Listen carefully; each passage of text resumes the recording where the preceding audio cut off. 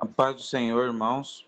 Quero louvar a Deus por mais uma vez essa oportunidade que o Senhor nos concede e estou grato a Deus por poder estar participando com os irmãos.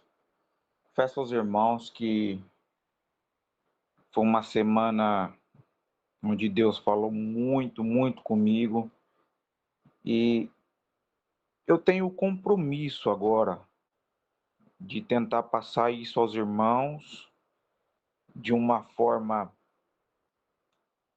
calma, objetiva, daquilo que Deus falou em meu coração, enraizou na minha alma. Dito isso, eu quero convidá-los a abrir a Bíblia comigo. Você que pode, pegue a sua Bíblia, seja aquele como os bereanos que sempre vê na Bíblia o que está sendo dito, para conferir se é ou não é a palavra de Deus. Então, convido-os a abrir a Bíblia comigo na carta de Paulo aos Efésios, no capítulo de número 3. Capítulo de número 3. Eu quero apenas ler um versículo como base desta mensagem. O verso 14, que diz assim: Por esta causa me ponho de joelhos perante o Pai de nosso Senhor Jesus Cristo. Repito, por esta causa me ponho de joelho perante o Pai de nosso Senhor e Salvador Jesus Cristo. Queridos, nós estamos diante de uma palavra muito destacada em temas de congresso, temas de campanha. Muitas ocasiões, esta palavra tem sido citada como objetivo para convidá-los à oração. Precisamos entender o que trouxe o apóstolo Paulo a proferir essa palavra à igreja de Éfeso. Primeiro que Éfeso era uma cidade portuária, uma cidade grandiosíssima, luxuosa, uma cidade que tinha um comércio abundante, um comércio eficaz. A cidade de Éfeso continha uma das 7 maravilhas do mundo antigo, que era o templo feito para Artemis, mais conhecida no Atos dos Apóstolos, no capítulo 19 e 20, como Diana. Perceba que este lugar, este ambiente, a cidade de Éfeso, era uma cidade de uma cultura politeísta muito abrangente. A cultura politeísta tomava conta. Era culto oferecido a diversos deuses. E na mentalidade daquele povo, só era possível se livrar das forças do mal, do espiritismo, do que acontecia no que tange a poderes demoníacos, força demoníaca. Só era possível se livrar e ter uma vida tranquila se eles vivessem oferecendo sacrifícios, oblações a muitos deuses. Perceba que quando eles estão oferecendo culto a outros deuses, eles estão fazendo aquilo que lhes fora ensinado. E isso virou uma regra, isso virou uma cultura. Então perceba que aquele povo agora começa a ser devoto de muitos deuses. E o que acontece? Por eles serem devotos a muitos deuses, a cidade se abrangeu em um comércio de santos, de ser vendidos santos. Ali estátuas feitas por mãos humanas que eram vastamente cultuado por aquele povo. O povo comprava muitas estátuas, levavam para suas casas, e não só isso, comprava produtos para que fossem oferecidos cultos a esses deuses. Então perceba que na casa deles tinha altar para vários deuses, não somente na casa, mas na sociedade em total, nas praças. Eles eram devotos à deusa Diana, conhecida como a deusa filha de um deus chamado Júpiter, da Grécia Antiga, da mitologia grega. Então, olha só, e é interessante que quando era oferecido o sacrifício a Diana, eles eram oferecidos um sacrifício carnal, um sacrifício sexual, ou seja, existiam mulheres. A deusa Diana era conhecida como a deusa da fertilidade. Então, o que acontecia no templo de Diana, atrás das colunas, existiam mulheres que se ofereciam ali a homens, e ali eram praticadas orgias sexuais em oferecimento de culto a Diana, que era a deusa da fertilidade. Perceba que diante deste cenário também, o que acontecia muito é que mulheres engravidavam e elas eram desprezadas, elas eram jogadas a viver uma vida vil, sem nenhuma segurança. Por quê?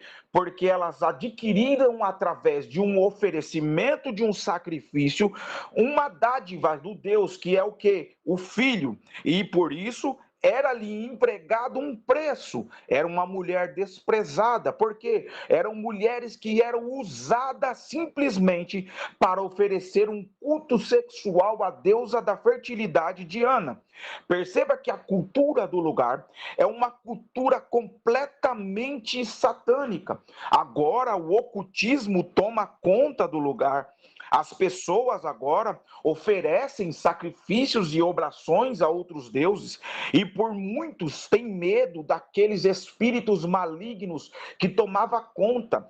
O povo da cidade de Éfeso era um povo aprisionado pelos espíritos malignos. Eles temiam, então eles nunca achavam suficiente o culto simplesmente a um Deus. Então eles prestavam culto a diversos deuses. E assim foi crescendo a estrutura da cidade. O comércio tomou uma proporção gigantesca. Por quê?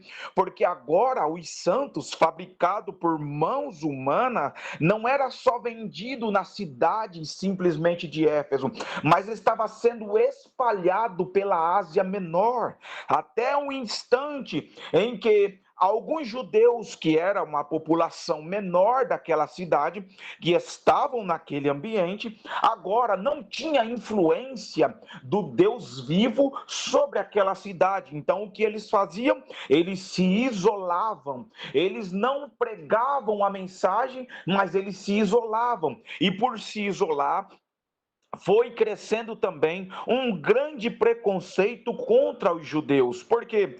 Porque eles eram alguém exclusivista, eles eram alguém que adorava a um Deus espiritual e a um único Deus. E por eles adorar simplesmente a um único Deus, pelo entendimento de que só há um Deus que pode ser adorado, eles eram deixados de lado, eles eram desprezados, eles eram uma raça raça pela qual eles diziam, uma raça exclusiva ao qual nós não precisamos ter contato. Os próprios judeus faziam questões de se separar daquele povo, faziam questões de não estar próximo àquele povo da cidade de Éfeso. Agora você para e pensa, como é que pode um povo viver diante de uma sociedade o qual não pode se encostar, o qual não pode ter relacionamento? Então perceba que o cenário dessa cidade é um cenário devastador, é um cenário completamente desolador, e as pessoas se sentiam, quantos não tiravam sua própria vida? Os espíritos malignos tomavam conta da vida das pessoas de uma tal proporção que não havia alegria na cidade de Éfeso. Tudo o que eles faziam, eles eram pautados nos costumes de cultuar a santos, a cultuar deuses que foram feitos por mãos humanas. Mas é interessante, por quê? Porque quando nós olhamos para esse cenário, parece que a escassez de Deus vai se perpetuar nessa cidade. Parece que a escassez do evangelho vai se perpetuar nesse lugar. Por quê? Porque não há espaço. Por mais que fora uma cidade politeísta, eles já desprezavam os judeus por simplesmente cultuar o único Deus. E por ser uma cidade que cultuava diversos deuses, eles não abriam espaço para outros deuses, porque o Deus que tinha que ser cultuado naquele lugar era simplesmente a deusa Diana, era a devoção maior daquela cidade. Era uma cidade que se tornou um império poderoso em adoração a Diana. O comércio era pautado sobre a vida de Diana, mas alguém que fora levantado por Deus, cheio do Espírito Santo, com uma ousadia que poucas vezes vimos falar, alguém que não estava interessado em obter sucesso pessoal, alguém que não queria estar nos palcos estrelados, alguém que não se importava se a sua cabeça estava prestes a ser colocada à guilhotina, mas tinha um compromisso tão eficaz, que ele dizia para si mesmo: eu sou aquele, aleluias, que não mais vivo eu, mas Cristo vive em mim. Alguém separado por Deus, por nome Paulo, agora entra com humildade nesta cidade chamada Éfeso. O Espírito Santo o compele a estar nesse ambiente, nessa cidade. E o que eu acho lindo da história é que o apóstolo Paulo agora vai conhecer a cultura. O apóstolo Paulo vai entender o que acontece naquele lugar. Mas não obstante a isso, ele se envolveu na cultura, mas a cultura não envolveu ele. Oh, glória! Eu sinto graça de Deus nisso. Aleluias! Paulo se envolve com a cultura, mas a cultura não se envolve com Paulo. Por quê? Porque Paulo precisava entender o que acontecia. E quando isso está acontecendo, o Espírito Santo de Deus dá uma estratégia para Paulo. Paulo agora não vai criticar o culto a Diana, mas Paulo começa a pregar o Cristo crucificado. Paulo agora começa a pregar com a autoridade de Cristo, aquele que ressuscitou, aquele que é poderoso para fazer todas as coisas. E com a autoridade do Evangelho, pelo nome de Jesus, Paulo começa a expulsar demônios de pessoas. As pessoas começam a ser libertas. Há um grande barulho no ambiente. E esse barulho é o barulho do Evangelho da Graça, que agora começa a alcançar aquele povo. Aquele povo que era desprezado pelos judeus. Agora o próprio Paulo, um judeu, agora chega no ambiente, sendo tocado pelo Espírito Santo, e começa a pregar o evangelho da graça, o evangelho do arrependimento, o evangelho suficiente. E não obstante a isso, a graça de Deus é manifesta de uma tal forma naquele lugar, que as pessoas não conseguem se conter, os corações não conseguem fechar-se para o poder do Evangelho. Então poder do evangelho começa a tomar corpo naquele lugar. Porque uma coisa há de se destacar: muita gente não consegue entender o que é que se contém no Evangelho de Cristo. E Paulo vai trazer uma revelação para nós interessante. Paulo vai dizer: o Evangelho de Cristo é poder. O Evangelho de Cristo é poder. Então, o que está acontecendo na cidade de Éfeso não é algo natural. Não é simplesmente uma destruição de cultura, mas é simplesmente algo poderoso, que veio, aleluias, lançado força pelo próprio Espírito Santo sobre a vida de Paulo. E quando Paulo abria a boca, era a mesma coisa do poder de Deus ser lançado pela voz de Paulo, alcançava o coração duro, politeísta daquela geração e daquele povo, e o povo não podia se conter, o povo se entregava a Cristo, trazendo para nós uma grande lição: não há coração duro que o poder do evangelho não esmiúce, não há pedra poderosa que o martelo do evangelho não possa triturar, não há terreno firme, fundamentado, que possa transpor, aleluias, o poder da palavra do evangelho. Então olha só que interessante, nesse exato momento, Paulo começa a impor a mão sobre aquele povo, e aquele povo não só é liberto dos espíritos malignos que os cativa, mas também são curados no corpo físico. Por quê? Porque o espírito maligno também adoece o corpo, adoece a psique, adoece incompletamente o corpo. Então perceba que quando Paulo agora prega o poder do evangelho, do Deus único, daquele Cristo ressurreto que venceu a morte e que nos trouxe a garantia, Paulo agora começa a pregar Cristo como o único caminho, como a única solução para o homem perdido, e que não era necessário colocar o oferecimento de cultos e oblações a outros deuses. Paulo agora não vai falar da cultura, mas ele vai falar simplesmente do Cristo ressurreto, do Cristo que pode, do Cristo que faz, do Cristo que realiza, do Cristo que cura, do Cristo que transforma, do Cristo que estabelece, do Cristo que é suficiente, do Cristo que ama, do Cristo que traz, do Cristo que busca, do Cristo que estabelece. Então perceba que Paulo agora, ele vai entrando de uma forma tão ousada pelo Espírito Santo, que aquela cidade é chacoalhada pelo poder do evangelho. O poder do evangelho começa a destruir as fortalezas espirituais que se continha naquela cidade, e o poder do evangelho vai destruindo os laços que amarravam, que as correntes que aprisionavam aquele povo a um culto de um Deus inexistente, mas que trazia consigo ocultismo, prisões espirituais satânicas.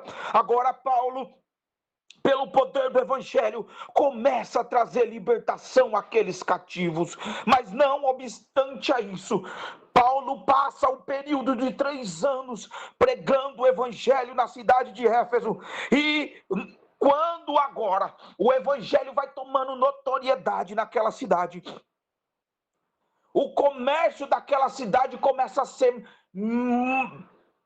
ser abalado. Por quê? Porque o que mais movimentava dinheiro naquela cidade eram os santos que eram vendidos, que eram fabricados por ourives, pessoas que fabricavam deuses, e ali o seu comércio movimentava a economia daquela cidade. Mas o poder do evangelho chegou de uma forma tão intensa que começou a mexer na economia da cidade. Começou devagarzinho destruir o culto a Diana. E aqueles que eram os comerciantes começaram a perceber que as vendas estavam caindo, e foram querer saber o motivo. E o motivo é o Deus de Paulo, aleluias, é o Cristo que Paulo está pregando aí. As pessoas estão tendo contato com isso, e elas estão deixando de lado o culto a outros deuses, ao ponto de movimentar a economia da cidade, que era movimentado por aquele povo que era cativo. E olha só o que acontece. Eles se unem agora para querer destruir a Paulo, para prender. O intuito deles era matar o apóstolo Paulo. Por quê? Porque eles estavam interessados nos ganhos. Paulo agora vai mexer num mercado poderoso, uma economia fundamentada naqueles costumes, naquela cultura.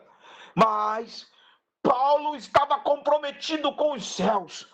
Paulo não estava comprometido com o que o homem pensava. Paulo não estava comprometido com o que achavam dele. Paulo estava comprometido no poder do evangelho. Paulo estava comprometido com aquela graça que o alcançou quando ele estava em direção ao caminho de Damasco. Então Paulo entendia que por mais que eu não queira, esta chama queima dentro de mim e ela é mais do que a minha própria vida. É por isso que eu me gastarei, me deixarei gastar pelo poder do evangelho, porque eu sou cativo de Cristo. Paulo entendia que a vida dele só tinha sentido se fosse para o servir a Cristo. Então olha só que interessante. Então Paulo sai da cidade de Éfeso, foge dali e vai para Roma. Agora Paulo também é preso.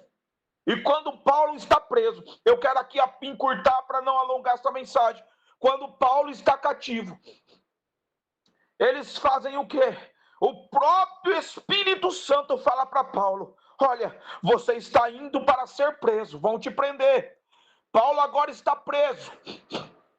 Mas o que eu acho lindo disso é que as mãos de Paulo estão amarradas, os pés de Paulo estão amarrados, mas o coração de Paulo não está cativo. A alma de Paulo não está cativa. As mãos estão presas, os pés estão presos, mas a mente, o coração está livre. Então Paulo, diante deste cenário, Paulo também começa a entender que alguns daqueles povos que estavam em Éfeso, por muitas mensagens que eram pregadas, alguns lobos ali, devoradores que chegaram naquela cidade, começaram, parece que automaticamente, querer reverter aquilo que Paulo estava pregando. E muita gente começou a voltar às velhas práticas, começou a perder a identidade, começou a viver uma vida em Cristo e sem Cristo. E diante deste cenário, os judeus mais uma vez agora vai se separar dos gentios. Os gentios para um lado, os judeus para outro. E é interessante que quando eu lia isso, o Espírito Santo de Deus falava muito forte ao meu coração. Tinha ali dois povos, os judeus e o gentio.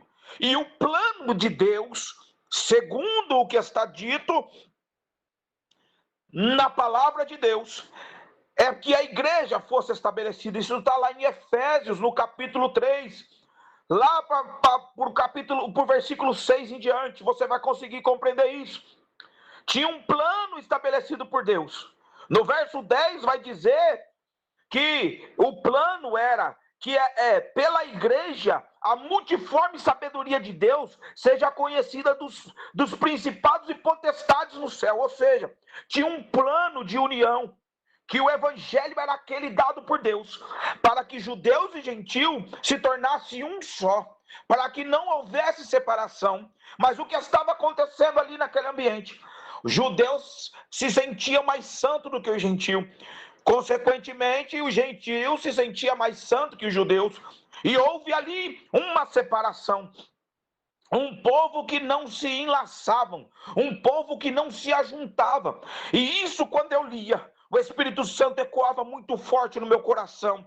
É o maior problema da igreja de hoje. Você já parou para perceber que muitas igrejas falam: a igreja boa é a minha, a igreja santa é a minha, a igreja que vai morar no céu é a minha, e começam a colocar conotações, e eles colocam a minha igreja, não a igreja de Cristo. Aí começam a se separar. Muitos se separam por grupos dentro da própria igreja. Já começa eu prego melhor do que ele, eu canto melhor do que ele, eu canto melhor do que ela. sempre se colocando acima um do outro e se colocando também em grupos onde você é mais bem aceito. Olha, eu sou aceito neste grupo porque eu canto, eu sou aceito naquele outro grupo porque eu prego, e começam a se separar. As vaidades que vão tomando conta e o verdadeiro fundamento do evangelho agora começa a ser deixado de lado, de segundo plano, de terceiro plano. Parece que nós estamos vendo as coisas acontecerem desta forma por esses dias. É onde as pessoas estão conformadas em estar nos cultos, estão mais desesperadas em receber uma oportunidade para apresentar um louvor, para apresentar uma palavra, como se isso fosse mérito próprio, como se isso fosse algo que fosse satisfazer a minha vida. Parece que eu só estou feliz quando eu estou nas entressalas do sucesso. Parece que eu só tenho alegria quando eu estou com o microfone na mão. Parece que eu só tenho alegria quando eu tenho a oportunidade de ser usado por Deus. Mas o ser usado por Deus não é simplesmente estar nos lugares ocultos para que o evangelho entre dentro de você e através de você almas sejam alcançadas. Não, nós estamos mais interessados em sermos aplaudidos pela multidão. Nós estamos mais interessados em saber o que as pessoas estão valorizando em nós. É como se nossas capacidades, aleluias, intelectuais, como se aquilo que nós alcançamos não fosse mais dom de Deus, mas sim uma capacidade humana. É porque eu prego, porque eu estudo, é porque eu canto, porque eu tenho um timbre de voz, é porque o meu timbre de voz é que faz a diferença, é porque aquele canta desafinado, mas já não está mais nos nossos lábios, que o verdadeiro culto é a adoração sincera ao único Deus. Nós estamos colocando deuses de palco, deuses de púlpito, e isso quando eu falo com muita humildade, porque outrora também eu pensava da mesma forma, olhava para pessoas e colocava nas pessoas um estigma de maior e melhor do que eu, maior e melhor do que ciclano, maior e melhor do que outro fulano. Nós já não estamos mais entendendo que o poder do evangelho não é para que nós sejamos a estrela maior, nós não estamos mais interessados em ver o poder do evangelho agir na vida daqueles que são pecadores. Nós já não estamos mais interessados em fazer culto de visita, em ir em favelas, em entender que aquele que está perdido precisa da mesma graça que for alcançada por mim. Então, quando Paulo agora vai escrever esta carta, ele vai dizer: lembra que vocês não eram filhos da graça, vocês eram perdidos, vocês eram desprezados, vocês eram sem esperança, mas esta graça te alcançou. Isso não vem de vós, isso é dom de Deus, isso é a graça manifesta de Deus. E por muitos, aleluias, quando eu olho para isso, meu coração se enche de alegria. Sabe o que acontece? Muitas pessoas agora estão enxergando os próprios irmãos como inimigo. Porque fulano está me perseguindo porque eu canto, fulano está me perseguindo porque eu prego, fulano está me perseguindo. Irmãos, nós não temos inimigo a não ser o adversário da nossa alma. Nós temos irmãos em Cristo, porque nós se agradamos daqueles que nos elogiam, mas nós corremos daqueles que nos criticam. A mesma graça que me alcançou é a mesma graça que ele tem que ser alcançado. Talvez o que atormenta ele para te colocar no lugar, no centro da vontade de Deus, é para fazer você entender que você não é nada, que você não tem nada, e o que habita em vós é simplesmente o Espírito Santo de Deus, e isso não é para que haja mérito algum naquilo que faço ou deixo de fazer, mas é para que o nome do Senhor seja glorificado. Nós estamos tão acostumados a querer enxergar como notoriedade aquilo aquilo que eu faço, que a glória a Deus está sendo deixado de lado. Nós estamos mais interessados em sermos valorizados pelas multidões do que render adoração a Deus. Ora, isso é um choque de mensagem, mas é a mensagem que Deus colocou no meu coração. É momento da igreja encontrar novamente a sua identidade. A carta de Paulo aos Efésios é: aonde está a sua identidade? Que cristão é você? E que Jesus que você está servindo? E que Jesus é que você está proclamando? Nós não proclamamos mais o evangelho. Não adianta eu pregar. Não há pedra que não seja esmiuçada pelo poder da palavra. Aleluias. Não há momento algum que o evangelho deixou de ser poderoso. O problema é que nós estamos de uma forma ousada diminuindo o poder do evangelho. É por isso que Deus já não quer mais curar. É por isso que Deus já não quer mais fazer. Sabe por quê? Porque até mesmo quando Deus nos usa para curar alguém, em vez de a pessoa testificar que Jesus curou, nós começamos a colocar como ponto de entrada do meu ministério aquilo que Cristo fez através de mim. Se foi Cristo que fez através de mim, foi Ele que fez. Eu não sou nada, apenas um canal. Então perceba que Paulo vai nortear a igreja de Éfeso. Encontre a sua identidade. A sua identidade não pode ser perdida. Qual é a maior identidade do crente? A identidade do crente é ser servo do Senhor. Oh, glória! A identidade do crente é ser servo. A identidade do crente é servir. A identidade do crente é deixar em segundo plano a sua vida, os seus favorecimentos, os seus interesses pessoais, para que o nome dele seja glorificado. Glórias.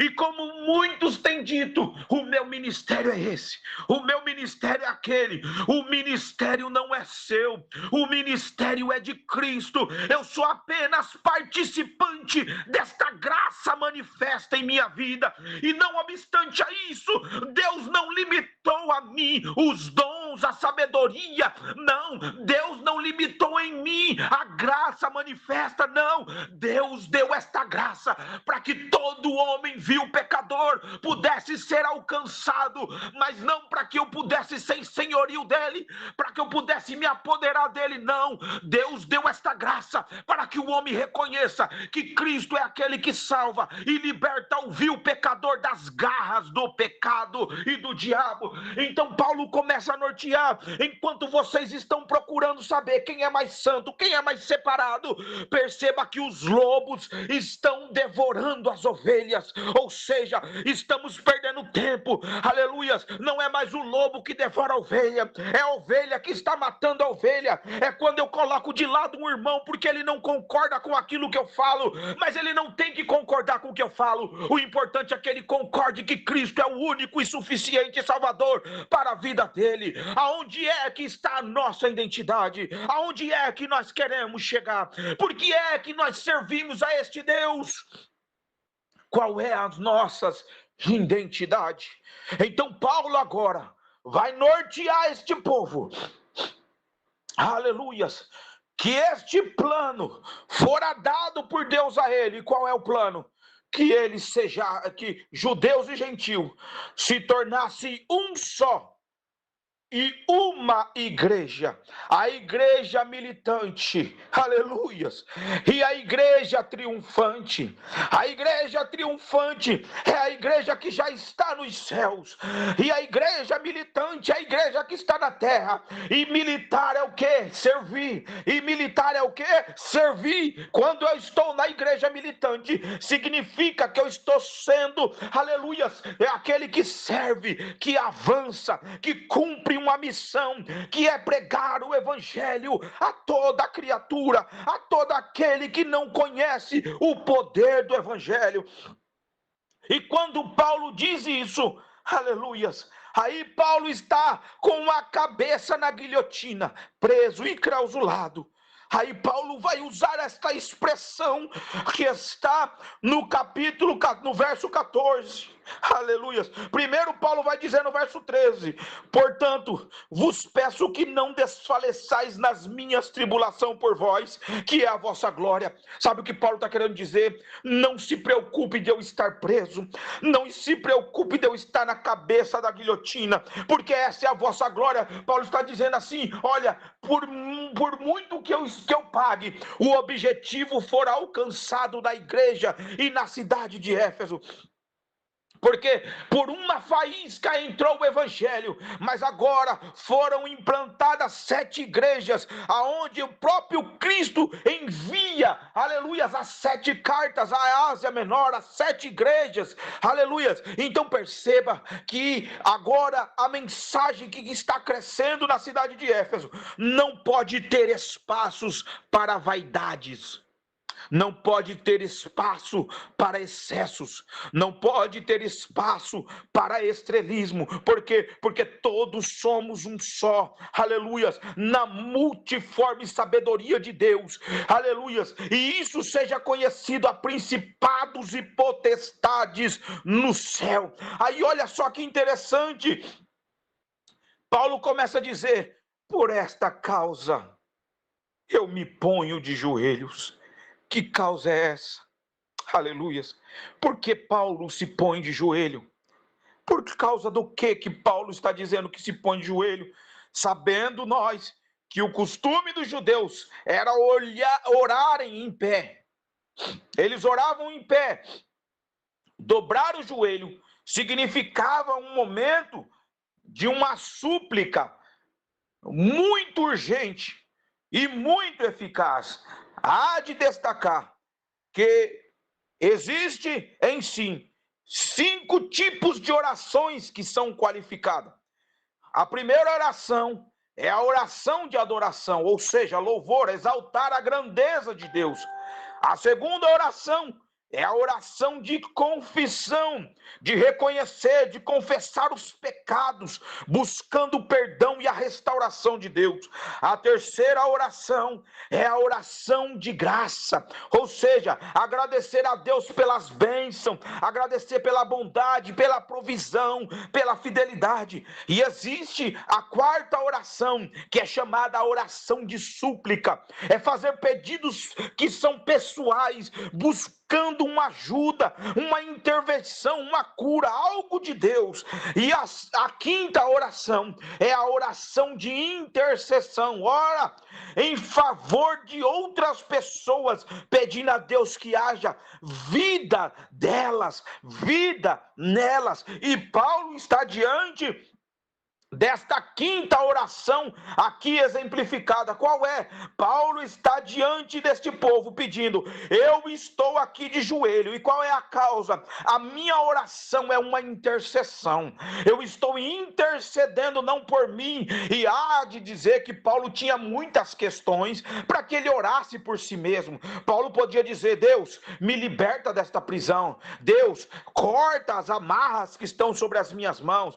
Paulo poderia dizer: Deus, me livra, me cura, me restaura, me dê força para continuar pregando. Mas não, Paulo está preso, está amarrado, mas a oração de Paulo é uma oração que mexe com as estruturas da humanidade. Por quê? Porque Paulo agora não olha para si mesmo. Paulo agora vai olhar e vai dizer assim: por esta causa eu me ponho de joelho perante o Pai de nosso Senhor e Salvador Jesus Cristo. E o que ele está dizendo? Eu estou suplicando para que em vós, olha só o que vai dizer, do qual toda a família nos céus e na terra toma o nome. O que Paulo vai dizer aqui é tão profundo. Por quê? Porque no verso 16 ele vai dizer assim: para que segundo as riquezas da sua glória vos conceda que sejais fortalecidos com poder pelo seu espírito no homem interior. O que Paulo está querendo dizer aqui? Paulo está dizendo que segundo as riquezas da sua glória, vos concedas que sejais fortalecido. Primeiro, nós precisamos estar fortalecidos. E como nós podemos ser fortalecidos, pastor Miqueias? Nós só vamos conseguir ser fortalecidos com o poder do Espírito no homem, não o Espírito presente simplesmente, mas um Espírito que preside, um Espírito presidente, um Espírito que controla, um Espírito que induz, um Espírito que eleva, um Espírito que transporta, um Espírito que carrega, um Espírito que direciona. E isso que eu quero dizer é, quando Paulo vai dizer isso, ele vai dizer assim: olha, vocês precisam entender uma coisa, aleluia, vocês precisam de poder. E por que poder? Porque o evangelho é simplesmente poder. Sem poder não há como fazer, sem poder não há como vencer. Por quê? Porque o evangelho, ele não é transitado na esfera, aleluia, humana, ele é movimentado pela esfera espiritual. Então o que nós precisamos? Estar cheios, repletos do poder do Espírito Santo, que é um espírito capacitador.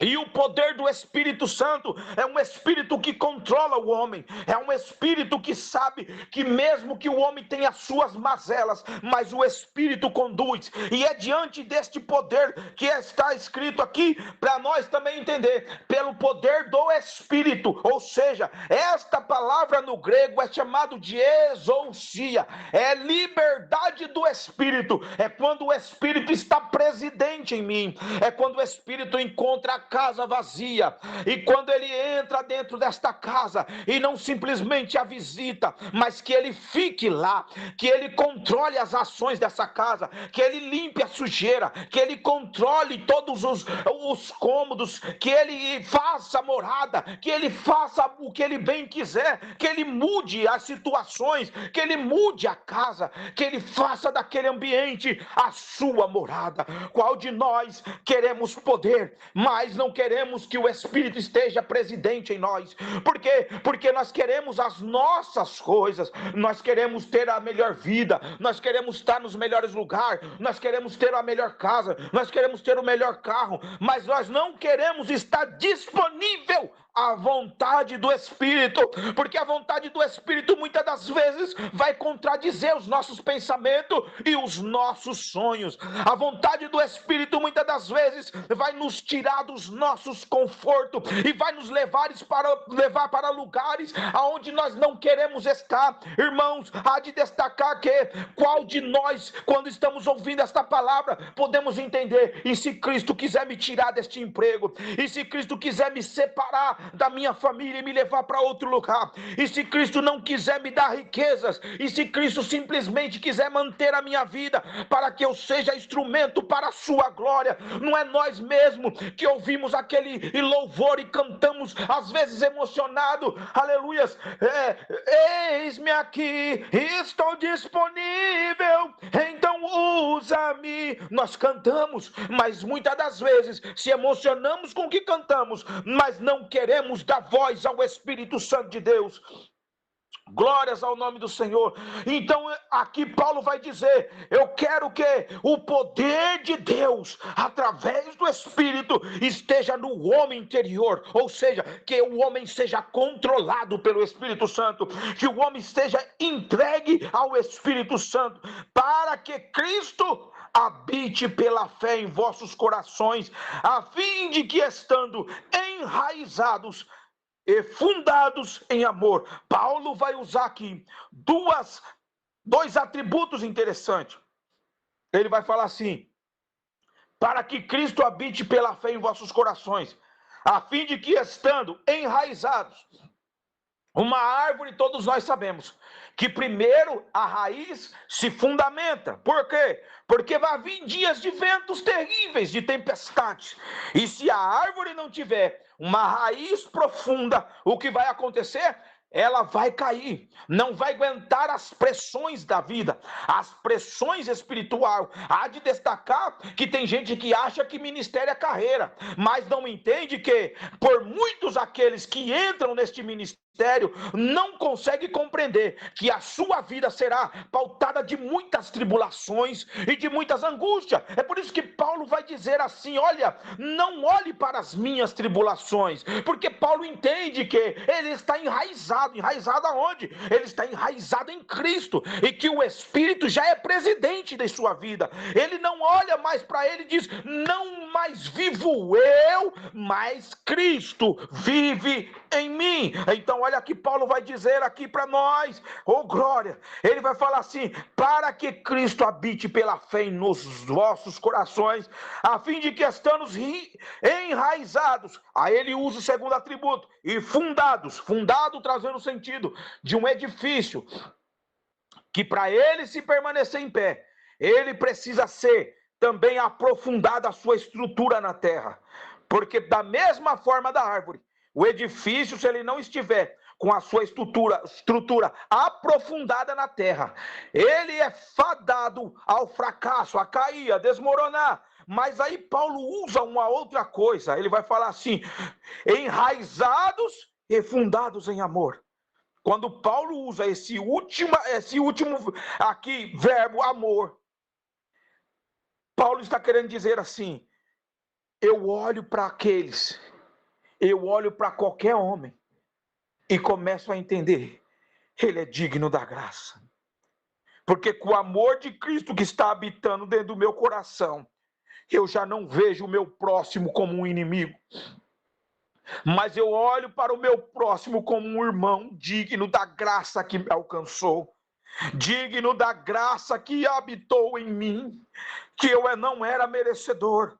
E Paulo está querendo dizer para o quê? Porque aí no verso 18 ele vai dizer: poderdes perfeitamente em compreender com todos os santos qual seja a largura e o comprimento e a altura e a profundidade. Perceba de novo, eu vou ler de novo o verso 18. Acompanhe na Bíblia aí se você tiver ela. Olha só: poderdes perfeitamente compreender com todos os santos qual seja a largura, o comprimento, a altura e a profundidade. Quando Paulo está dizendo isso, alguns estudiosos e alguns biblistas vai dizer que Paulo está aqui fazendo em si o símbolo de uma cruz, dizendo assim: olha só, qual é o símbolo da cruz? Altura, profundidade, largura e comprimento. Olhando para isso, nós conseguimos entender o que Paulo está falando. É o quê? Um símbolo do catolicismo? Não, não é isso. Paulo está tentando dizer que a cruz aqui é o símbolo da graça, é o que paga.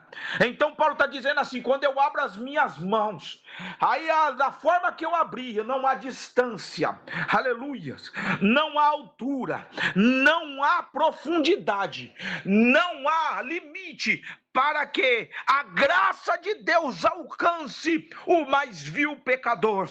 O que Paulo está dizendo, que diante deste cenário, a graça busca, ele pode estar às portas do inferno, mas o próprio Cristo vai dizer: as portas do inferno jamais prevalecerá contra a igreja de Cristo. O que Paulo vai dizer, que não há cenário do mais vil pecador que a graça não alcance, que a graça não chegue, que a graça não busca, que a graça não traga, porque a graça é o poder acima dos limites do mais daquilo que eu penso ou imagino. O que Paulo está dizendo, que a graça é suficiente para alcançar, e que não há altura, não há profundidade, não há nada que possa barrar a graça de alcançar o mais vil pecador. Aleluias. Paulo está dizendo: vocês precisam compreender isso, e para compreender isso precisa estar enraizado, aleluias, no Evangelho de Cristo, precisa entender o que é o Evangelho de Cristo. É por isso que Paulo vai nos nortear, irmãos, não termos excesso, não termos vaidade. Deus deu dom para cada um, e não significa que um dom é maior do que o outro. O dom de pregar é um, o dom de cantar é outro, o dom dom de revelar é outro, o dom de profecia é outro, mas nenhum é maior do que o outro. Por quê? Porque maior é Deus, maior é o evangelho da graça, maior é o evangelho de Cristo, que alcança, que muda, que transforma o homem da mais vil tentação, do mais lamaçal. O próprio Cristo, a graça busca, limpa, transforma, restabelece o homem e põe assentado entre os príncipes. Quem era eu, quem era você? Quem era eu, quem era você? Olha o que ele fez comigo, olha o que ele fez com você. Você acha que nós era digno? Hoje nós olhamos para um pecador, aleluia, e muitas das vezes a criticamos, ou até mesmo queremos ver a morte de alguém, mas olha, quem era nós? Quem era nós? Que essa graça que nos alcançou, nos deu motivo de entendimento, que a ele seja dada glória, louvor para todos sempre. Aí o verso 19 vai dizer: e conhecer o amor de Cristo, que excede todo o entendimento, para que sejais cheio de toda a plenitude de Deus.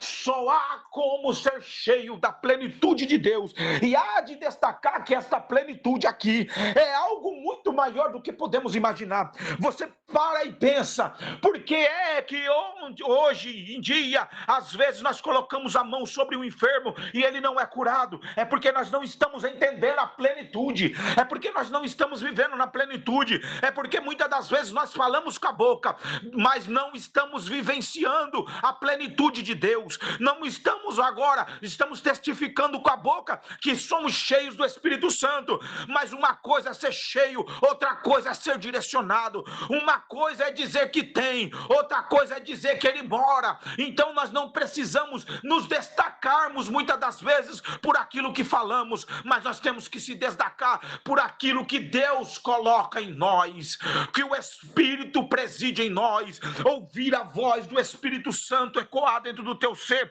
muitas das vezes pedindo para que você faça coisas que no seu âmbito natural você não faria. É quando Deus manda você orar por um enfermo, é quando Deus manda você abraçar um homossexual, é quando Deus manda você abraçar aquele que está sujo na sarjeta, é quando Deus manda você pagar um lanche para alguém que está precisando de ouvir uma mensagem do evangelho. E muitas das vezes eu consigo pregar para crente, mas não consigo abrir a boca para aquele que está perdido. Isso é a chama do amor de Cristo em nós. É porque podemos compreender perfeitamente que não há comprimento, largura, altura ou profundidade, para que a graça e o amor de Cristo, que excede todo entendimento, para que a plenitude de Deus habite dentro de nós, precisamos estar disponível para que o evangelho de Cristo não seja somente em mim, mas através de mim um canal de adoração ao nome santo do Senhor. Será que nós estamos no caminho? Será que nós estamos na identidade de Cristo? Oh glória! Qual é a sua identidade? Qual é a sua identidade? Qual é a sua identidade? Qual é a sua identidade? Oh glória! Qual é a sua identidade? Glórias ao nome do Senhor. E ora, já vou começar a encerrar esta mensagem. Olha o que o texto vai dizer no verso 20. Ora, aquele que é poderoso para fazer tudo mais abundante, além daquilo que pedimos ou pensamos, segundo o poder que em nós opera. Sabe o que Paulo está querendo dizer? Que Deus faz além daquilo que eu oro. Às vezes eu estou intercedendo, mas Deus vai fazer mais. Por quê? Porque Ele é mais poderoso. Ele é infinitamente mais do que aquilo que pedimos. Eu estou pedindo para Deus curar, mas Deus não só vai curar, mas vai salvar.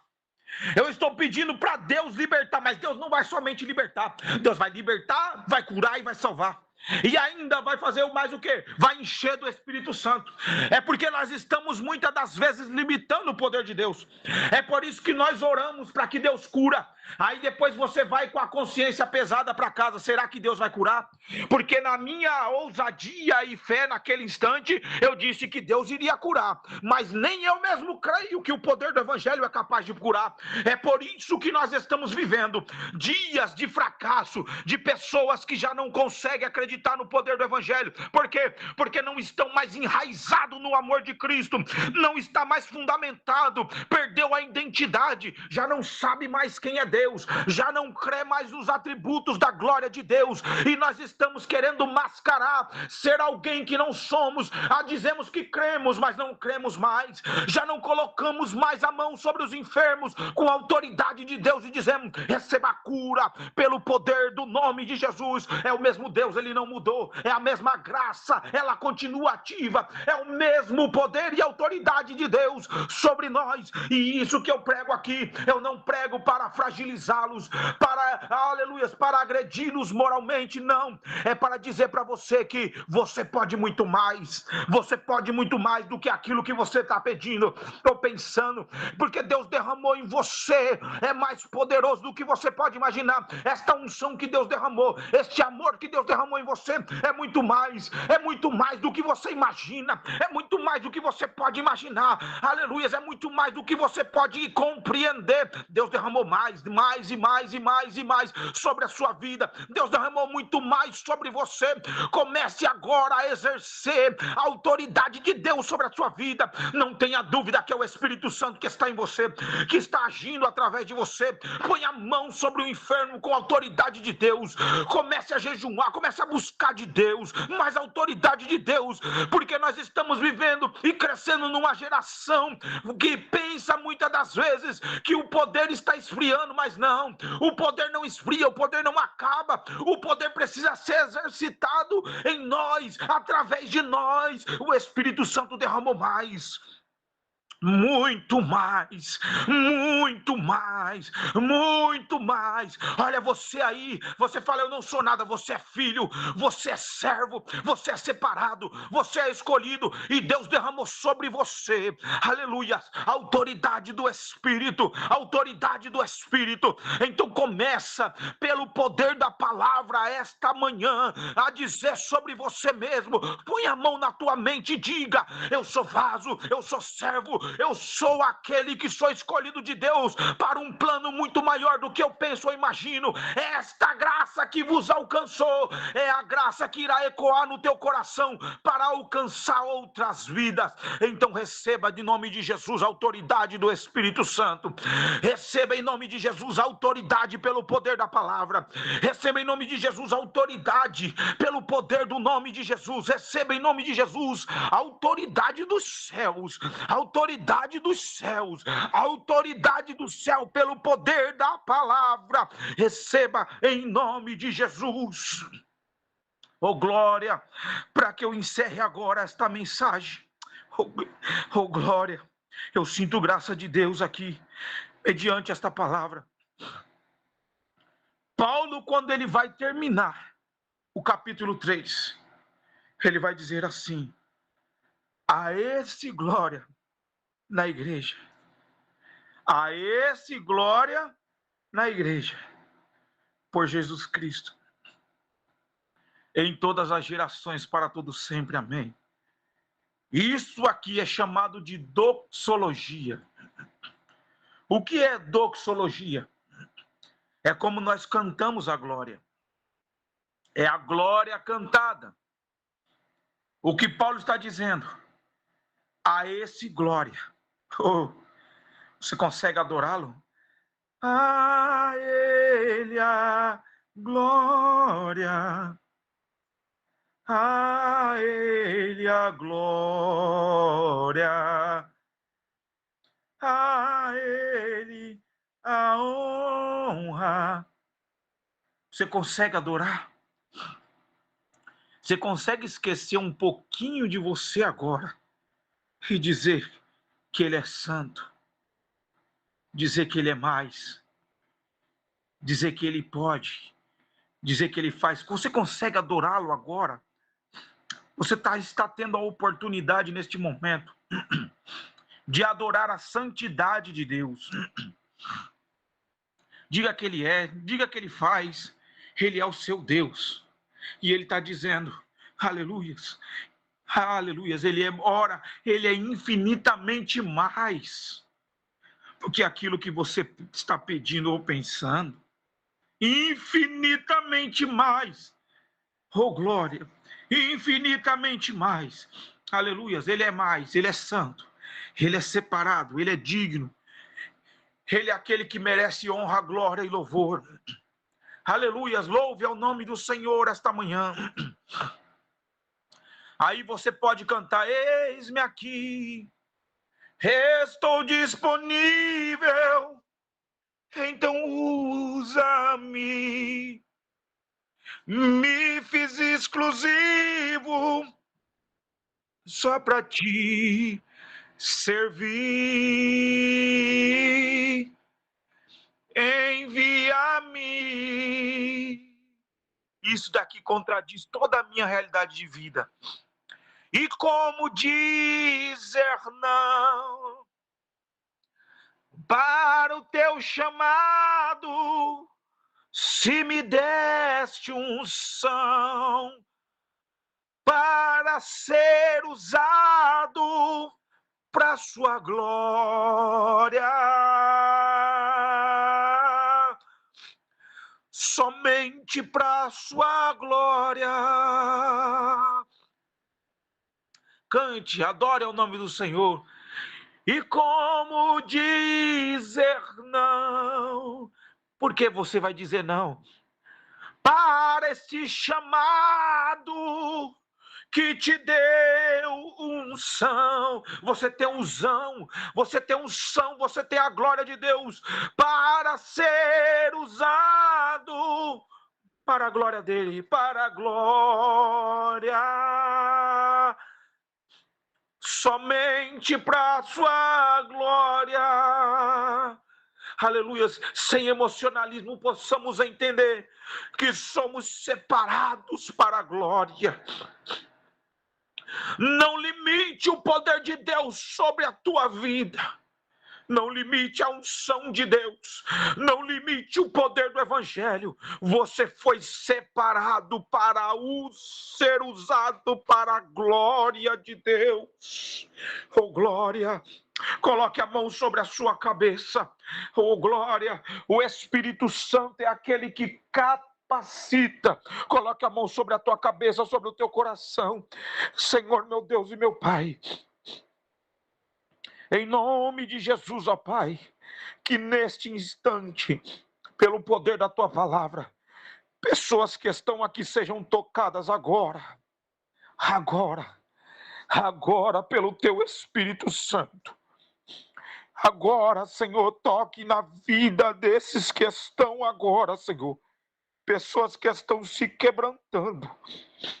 Pessoas que estão até mesmo fazendo votos a Ti neste exato momento.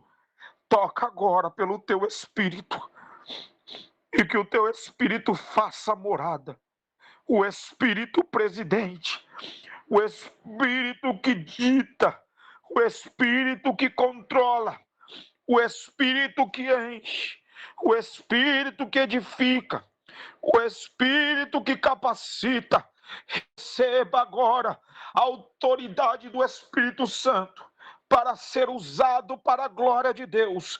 Receba agora a unção do Espírito Santo sobre a tua vida. Em nome de Jesus, seja alcançado por esta graça. Em nome de Jesus, seja alcançado por esta graça. Em nome de Jesus, seja alcançado pelo poder da palavra.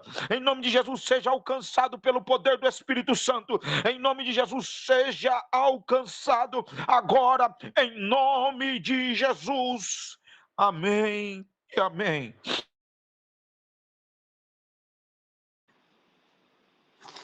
Glória a Deus.